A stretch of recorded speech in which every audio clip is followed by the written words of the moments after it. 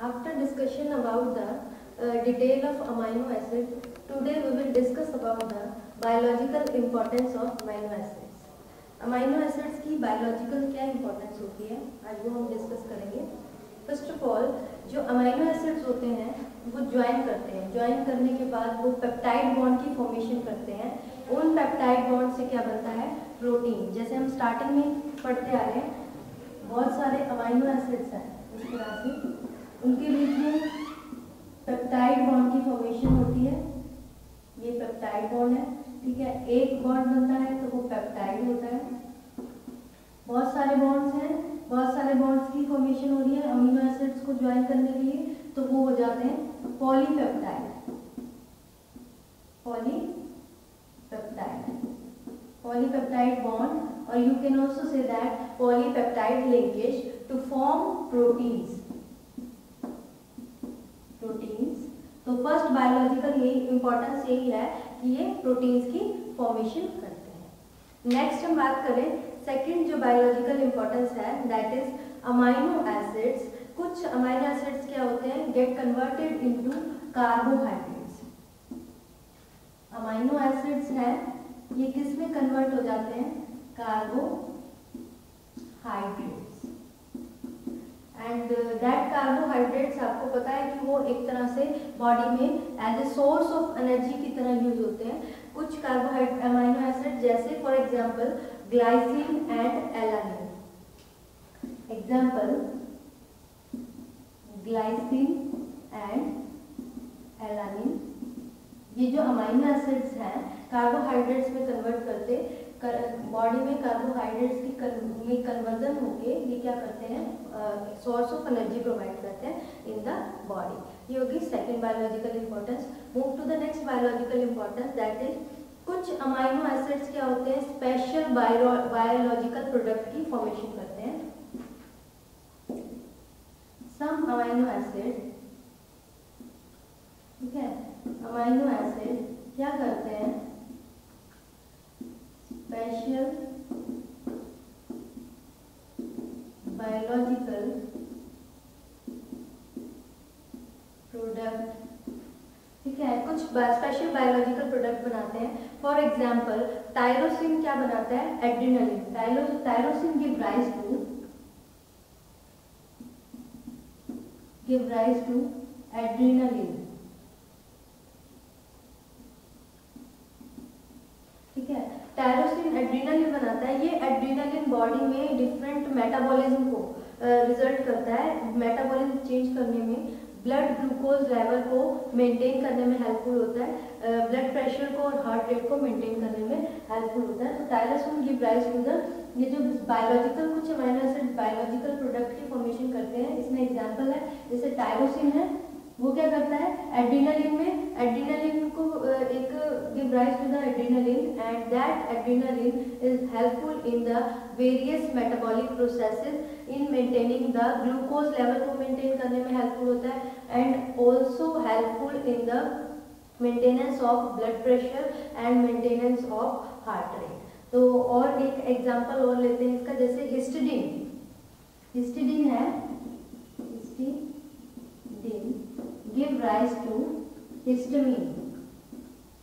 Histamine को histamine बनता है इससे, ठीक है. और जो हिस्टामिन है वो किसमें हेल्पफुल होता है? वो परमेबिलिटी इंक्रीज करता है कैपिलरीज की. WBC और प्रोटीन है उनकी जो कैपिलरीज है उसकी परमेबिलिटी को एनहांस करता है, उसमें हेल्पफुल होता है. तो इस तरह के बायोलॉजिकल प्रोडक्ट्स बनते हैं कुछ अमाइनो एसिड से, जो कि यूजफुल होते हैं. वेरियस प्रोसेसेस जो हमारे बॉडी में प्रोसेस होती हैं उनके लिए बहुत ज़्यादा यूजफुल होते हैं. Move to the next point, next biological importance of amino acid. ये बहुत इंपॉर्टेंट रोल प्ले करता है इन detoxification.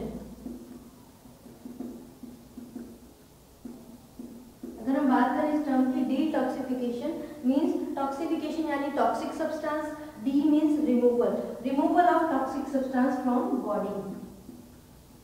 Removal of toxic substance from body. ठीक है, ये डिटॉक्सिफिकेशन में हेल्प करता है। फॉर एग्जांपल कुछ अमाइनो एसिड जो डिटॉक्सिफिकेशन में हेल्पफुल होते हैं, that is glycine and cysteine. ये डिटॉक्सिफिकेशन में हेल्पफुल होते हैं। ये कुछ बायोलॉजिकल इंपॉर्टेंस है। ये जो अमाइनो एसिड्स हैं ये बाइंड करके पेप्टाइड बॉन्ड, ये बाइंड होते हैं with the help of bond, that bond is called peptide bond. And number of amino acids bind with the linkage that is called polypeptide linkage or polypeptide bond to form the protein molecule या proteins बनाने में helpful होते हैं। Next है जो amino acids हैं वो carbohydrates में कन्वर्ट हो जाते हैं, इनकी कन्वर्जन हो जाती है। That carbohydrate for example glycine and alanine which is helpful as a source of energy, body में सोर्स ऑफ एनर्जी में हेल्पफुल होते हैं। Next one is some amino acids are useful to form the special biological products. For example, tyrosine give rise to adrenaline, which is helpful in various metabolic process को maintain करने में helpful होता है। That is जैसे BP, heart rate को maintain करने में, blood pressure को मेंटेन करने के लिए, ब्लड ग्लूकोज लेवल को मेंटेन करने के लिए एड्रेनालिन होता है। ऐसी नेक्स्ट एग्जांपल है हिस्टीडीन जो कि हिस्टामिन में कन्वर्ट हो जाता है। ये एनहांस कर देता है जो कैपिलरी एक्शन है यानी परमेबिलिटी है WBC की, ठीक है, एंड प्रोटीन की, उसको एनहांस कर देता है। And last one is detoxification. कुछ amino acids, amino acid for example glycine and cysteine which is which are helpful in detoxification में। Detoxification is removal of toxic substance from body, उसमें helpful होते हैं। ये हो गए कुछ importance of amino acid. Move to the next topic that is polypeptide. ये तो अमाइनो एसिड के बारे में हमने पढ़ा। अब हम पढ़ रहे हैं पेप्टाइड। जो अमाइनो एसिड्स हैं वो लिंकेज करते हैं बॉन्ड से, वो बॉन्ड होता है पेप्टाइड, और बहुत सारे बॉन्ड लिंकेज होती है, उनको कहते हैं पॉलीपेप्टाइड। ठीक है, अब हम डिटेल में पढ़ेंगे कि पॉलीपेप्टाइड क्या होता है। पॉलीपेप्टाइड्स,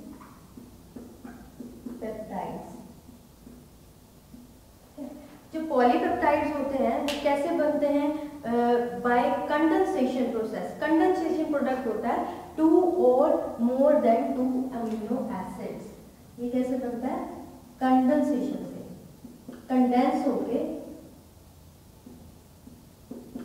कंडेंसेशन ऑफ 2 और मोर अमाइनो एसिड्स, इनके कंडेंसेशन का एक प्रोडक्ट होता है, that is called as polypeptide. उसको हम पॉलीपेप्टाइड कहते हैं। ठीक है, इसमें क्या होता है? 2 अमाइनो एसिड होते हैं, 2 alpha amino acid. It contains 2 alpha amino acids, उनको कंडेंस करना। ठीक है, अब हम बात करें कौन से 2 किसको कंडेंस करते हैं ये। ठीक है, एक तो हो गया इसमें 2 अल्फा अमाइनो एसिड है, इसकी कंडेंसेशन होती है, और किसकी होती है? अल्फा कार्बोक्सिलिक,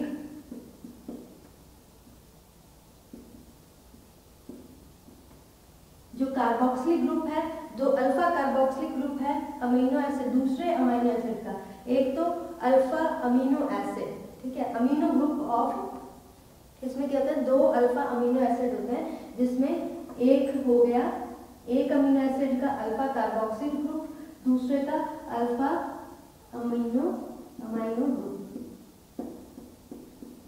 ठीक है, तो ये 2 अल्फा अमीनो एसिड्स हैं, वो ज्वाइन करते हैं एक के कार्बोक्सिलिक ग्रुप को दूसरे के अल्फा अमीनो ग्रुप के साथ कंबाइन किया जाता है, तब ये पॉलीपेप्टाइड की फॉर्मेशन होती है। फॉर एग्जांपल जैसे एक स्ट्रक्चर बना के दिखाती हूँ आपको। फॉर्मेशन ऑफ ग्लिसाइल एलानिन, इसकी फॉर्मेशन करते हैं। ठीक है, इसकी फॉर्मेशन में हम क्या करेंगे? एक तो ग्लाइसिन का स्ट्रक्चर होगा और एक एलानिन का स्ट्रक्चर होगा। अगर हम ग्लाइसिन के स्ट्रक्चर की बात करें तो इसमें NH2 CHCOO, ठीक है, ये हो गया हमारा ग्लाइसिन। ठीक है, नेक्स्ट आ जाता है हमारा इसमें है NH C CH3 COOH। ठीक है, हमने कहा है कि दो अल्फा अमाइनो एसिड है जिसमें एक अल्फा कार्बोक्सिलिक ग्रुप है और एक अल्फा अमाइनो ग्रुप है। इन दोनों से क्या होगा, रिमूवल होगा 1 मोल ऑफ वाटर। ठीक है, ये वाटर का रिमूवल हो जाएगा तो क्या बन जाएगा, पॉलीपेप्टाइड। ठीक है, पॉलीपेप्टाइड्स की फॉर्मेशन होगी। तो हमने ग्लाइसिन का एग्जांपल लिया, ग्लाइसिन और एलानिन, क्योंकि हमने किसकी फॉर्मेशन करनी है, ग्लिसाइल एलानिन की फॉर्मेशन करनी है। तो इसमें क्या होता है, वाटर की रिमूवल होगी। अगर हम इस तरह से देखें, ठीक है, तो इसमें क्या हुआ, वाटर रिमूव हुआ।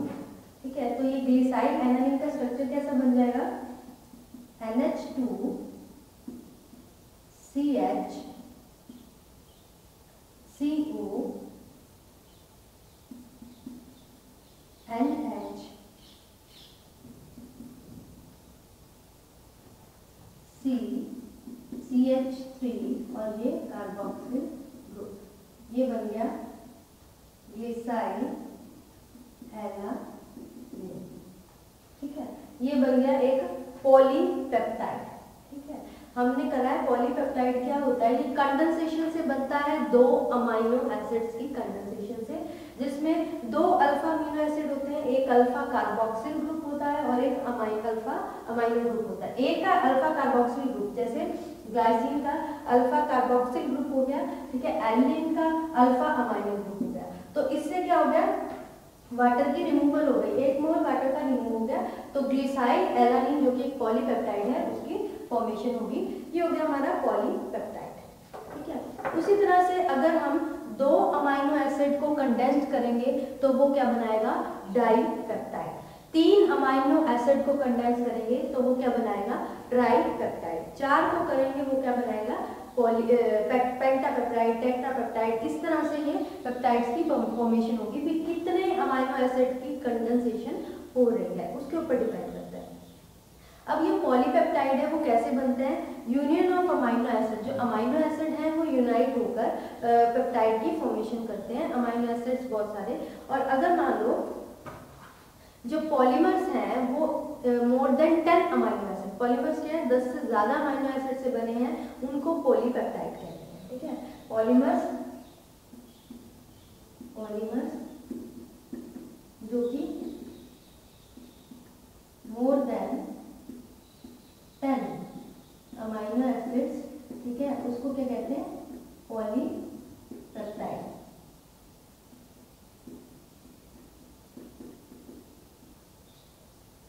ठीक है, ये पॉलीपेप्टाइड्स की फॉर्मेशन करता है। अब हम करते हैं बात, ये तो हो गया हमारा पॉलीपेप्टाइड के बारे में भी, कैसे फॉर्मेशन होती है। ठीक है, पॉलीपेप्टाइड्स कैसे बनते हैं, फॉर्मेशन कैसे होती है। अब हम पढ़ेंगे जो पॉलीपेप्टाइड है उनकी बायोलॉजिकल इंपॉर्टेंस। जैसे अमाइनो एसिड्स की थी ना, वैसे पॉलीपेप्टाइड की बायोलॉजिकल इंपॉर्टेंस। पॉलीपेप्टाइड की बायोलॉजिकल इंपॉर्टेंस की बात करें तो इसमें बहुत से पॉलीपेप्टाइड है जो बायोलॉजिकली बहुत ज़्यादा यूजफुल है इन आवर बॉडी। ठीक है, for performing different metabolism and different processes और एक्टिविटी। ठीक है, फर्स्ट ऑफ ऑल हम बात करते हैं इंसुलिन जो कि एक पॉलीपेप्टाइड है। ठीक है, it plays vital role in glucose metabolism. ये बहुत इंपॉर्टेंट है, ये पॉलीपेप्टाइड है, ये ग्लूकोज मेटाबॉलिज्म में इंपॉर्टेंट रोल प्ले करता है। ठीक है, ये हो गया हमारा इंसुलिन। उसके बाद आ जाता है नेक्स्ट ऑक्सीटोसिन। ऑक्सीटोसिन भी एक तरह का हार्मोन भी कह सकते हैं, और ये पॉलीपेप्टाइड है जो किस पे, it is a type of neuropeptide, इसको न्यूरोपेप्टाइड कहते हैं, प्रोड्यूस्ड बाय हाइपोथैलेमस। हाइपोथैलेमस से इसकी प्रोडक्शन होती है। ये किस पे एक्ट करता है? It act on the uterine smooth muscles, जो यूटेराइन स्मूथ मसल्स है उस पे एक्ट करता है। तो ऑक्सीटोसिन भी क्या है? एक न्यूरोपॉलीपेप्टाइड है। उसके बाद बात करें हम आगे जो और पॉलीपेप्टाइड के एग्जांपल, जैसे ग्रामिसिडीन, पोलीमाइसिन, ग्रामिसिडीन,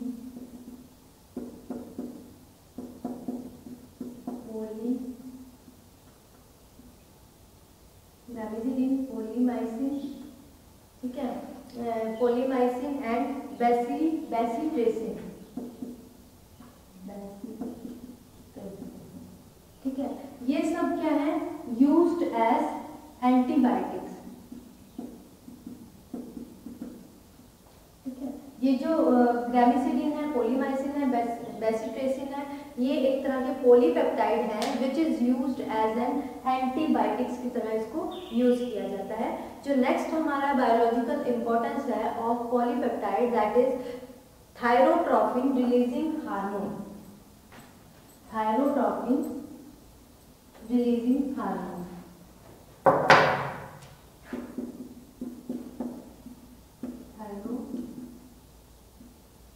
थायरोट्रॉपिन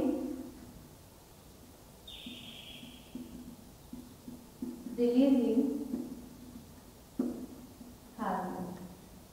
it is also a type of polypeptide. ये भी क्या है? एक पॉलीपेप्टाइड है जो कहाँ से रिलीज होता है? it is helpful in the regulation of thyroid gland growth and its function। ये किस में हेल्पफुल होता है? जो थायराइड ग्लैंड की ग्रोथ है उसके फंक्शन में हेल्पफुल होता है। एंड सिक्रीशन ऑफ थायरॉक्सिन, और हेल्पफुल होता है in the secretion of thyroxine, जो क्या करते हैं? Control the body metabolic rate, which is helpful in controlling the body metabolic rate. ये क्या करता है? सिक्रीशन ऑफ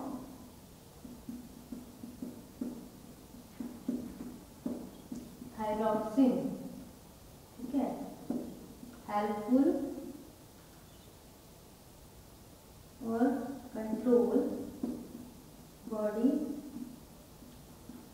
मेटाबॉलिक रेट, ठीक है। जो रेट ऑफ रिएक्शन हो रही है, मेटाबॉलिक रिएक्शन है, उसको कंट्रोल करने में thyrotropin releasing hormone is very useful, which is a polypeptide. It is also helpful in secretion of thyroxine and it helps in regulation of thyroid gland growth and its function, उसमें भी बहुत ज़्यादा helpful होता है।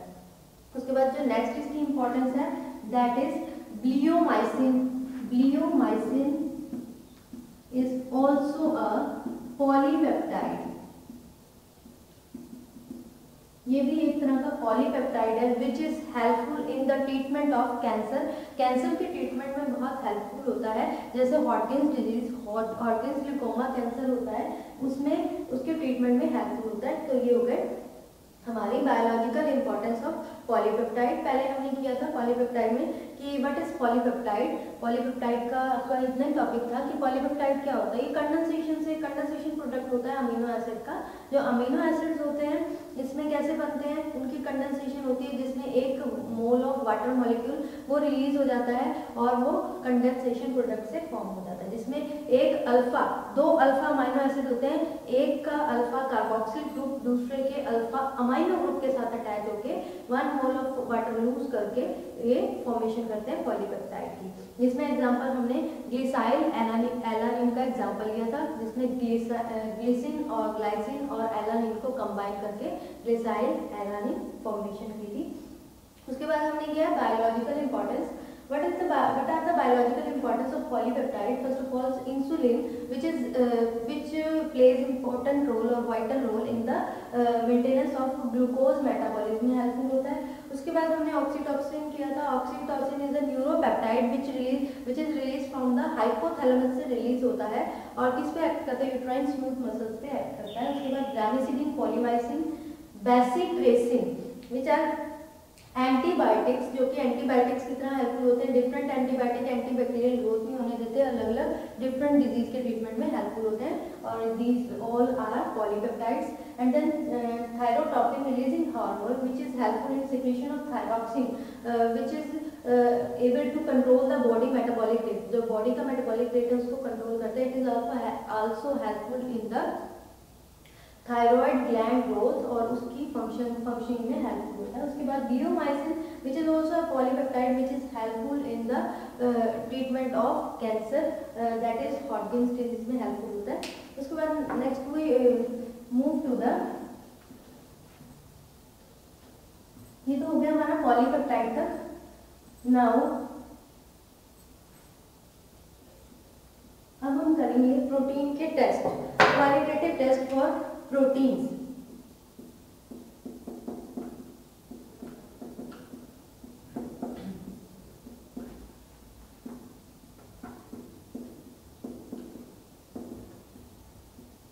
Protein के qualitative test क्या होते हैं? ये टेस्ट हम पहले कर चुके हैं जब हमने अमाइनो एसिड्स के किए थे ना.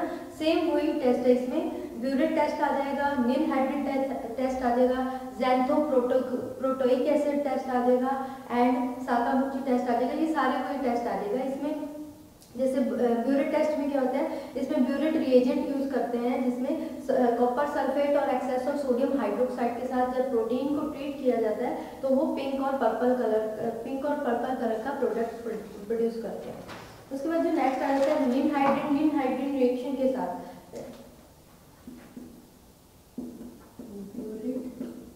Reaction second one is ninhydrin reaction, third one is xanthoprotic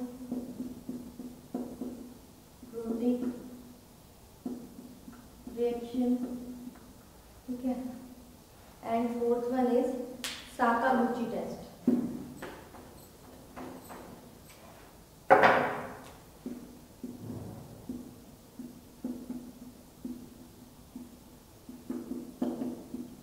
इस तरह से टेस्ट है, ये आपको करवा रखी है. रिएक्शन ज़ैंथोप्रोटोइक एसिड में क्या होता है, इसमें पर्पल कलर इम्पार्ट करता है जब उसको निनहाइड्रिन के साथ ट्रीटमेंट करते हैं. उसके बाद ज़ैंथोप्रोटोइक में कंसंट्रेटेड HNO3 वाइट प्रेसिपिटेट देते हैं जो कि ऑन हीटिंग वो येलो कलर में हो जाते हैं. उसके बाद मिलोन्स टेस्ट में इसमें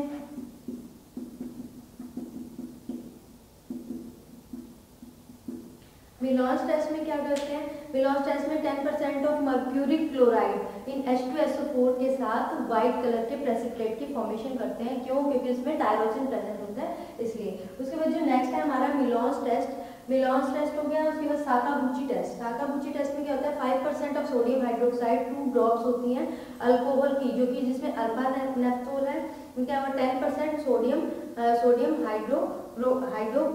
हाइपोक्लोराइड है जिसके कारण क्या होता है रेड कलर देता है. तो ये जो टेस्ट थे ना क्वालिटेटिव टेस्ट है प्रोटीन के, ये सेम है जो कि हमने कलर रिएक्शन में किया था ऑफ अमाइनो एसिड. वही सेम है. Biuret reaction, ninhydrin reaction, xanthoproteic acid, Sakaguchi, Millon's test, ये जितने भी टेस्ट थे सारे सेम क्यों? क्योंकि अमाइनो एसिड मिलकर प्रोटीन ही बनाते हैं इसलिए इनके सारे टेस्ट सिमिलर है बिल्कुल उसकी तरह. ठीक है, ये तो हमारा हो गया क्वालिटेटिव टेस्ट ऑफ प्रोटीन. उसके बाद जो हमारा नेक्स्ट टॉपिक है वो हम करेंगे नेक्स्ट लेक्चर में, जो कि उसमें हम पढ़ेंगे डीनेचरेशन ऑफ प्रोटीन, जो एक प्रॉपर्टीज है. ठीक है, कुछ प्रॉपर्टीज हैं, स्पेशल प्रॉपर्टीज हैं, जैसे डीनेचरेशन ऑफ प्रोटीन हो गया, कोगुलेशन ऑफ प्रोटीन हो गया एंड प्रेसिपिटेशन ऑफ प्रोटीन हो गया. तो इन प्रॉपर्टीज के बारे में रिगार्डिंग द प्रोटीन, जो प्रोटीन से रिलेटेड है, उसमें हम थोड़ा डिटेल में स्टडी करेंगे कि what is denaturation, what is coagulation and what is precipitation and what are the positive agents, किसके थ्रू डीनेचरेशन होती है और इसके क्या पॉजिटिव्स हैं. ठीक है, इसकी क्या सिग्निफिकेंस है, ये सब हम पढ़ेंगे नेक्स्ट लेक्चर में. अभी के लेक्चर में up to qualitative test of proteins तक, बाकी हम कवर करेंगे नेक्स्ट लेक्चर में. Thank you students.